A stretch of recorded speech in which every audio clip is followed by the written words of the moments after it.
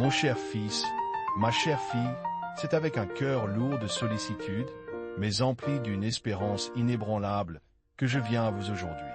Que la paix de notre Seigneur Jésus-Christ vous enveloppe en cet instant.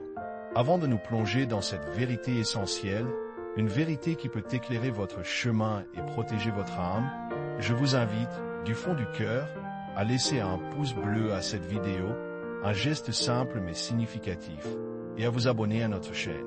C'est ainsi que nous pourrons continuer ensemble à partager les paroles de Dieu, à faire briller sa lumière pour ceux qui cherchent la voie. Votre soutien, mon enfant, est une bénédiction qui nous aide à persévérer dans cette mission sacrée. Nous vivons, mes enfants, en des temps troublés, des temps d'incertitude où les vents de la confusion soufflent avec force. Je vous vois, avec les yeux de mon vieil âge et de mon cœur de pasteur, marcher parfois sur des chemins glissants, entourés d'ombres et de mirages. Et c'est précisément dans ces moments que la voix des Écritures résonne avec une urgence particulière. L'apôtre Pierre, dans sa première épître, chapitre 5, verset 8, nous exhorte avec une clarté limpide. Soyez sobres, veillez. Votre adversaire, le diable, rôde comme un lion rugissant, cherchant qui dévorer. Imaginez, mon fils, ma fille, un berger veillant sur son troupeau dans l'obscurité de la nuit. Le vent murmure, les ombres s'allongent. Ce berger sait que le danger est réel, invisible, mais toujours présent. Il ne s'endort pas, il ne se laisse pas distraire par les étoiles scintillantes ou le doux bruissement des feuilles. Son esprit est alerte, ses sens en éveil, car il sait que la vie de ses brebis dépend de sa vigilance. De même, notre âme est un troupeau précieux que nous devons garder avec la plus grande attention. Le lion rugissant, dont parle Pierre, n'est pas une figure lointaine ou imaginaire.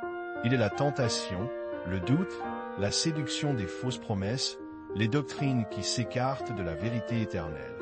Notre Seigneur lui-même, dans l'Évangile de Matthieu, au chapitre 24, nous a prévenu des signes des temps, des fausses doctrines qui surgiront pour égarer même les élus.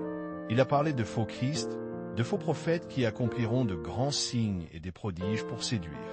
Comment, alors, discerner la lumière de l'ombre, la vérité du mensonge, au milieu de tant de voix discordantes qui se proclament porteuses de salut? La réponse réside dans la vigilance spirituelle, cette attention constante à la voix de Dieu dans notre cœur et dans sa parole révélée. Elle demande un esprit sobre, non pas voilé par les désirs terrestres ou l'arrogance intellectuelle, mais humble et ouvert à l'Esprit Saint. Mes enfants, la mission que le Christ m'a confiée est immense. Porter la lumière de l'Évangile à tous les coins de ce monde, nourrir les âmes affamées de vérité, et offrir un réconfort à ceux qui ont perdu l'espérance. Mais cette mission, si vaste et si sacrée, repose sur des épaules humaines et demande des ressources pour se poursuivre et s'étendre.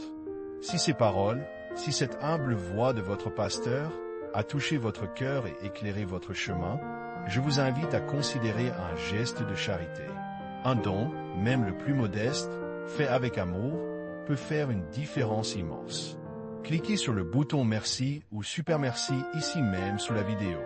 Votre contribution financière volontaire d'amour est une offrande précieuse qui aide à soutenir notre travail, à diffuser davantage ces messages d'espoir et de vérité à ceux qui en ont le plus besoin, et à maintenir cette lumière allumée dans le monde. Que Dieu vous bénisse pour votre générosité.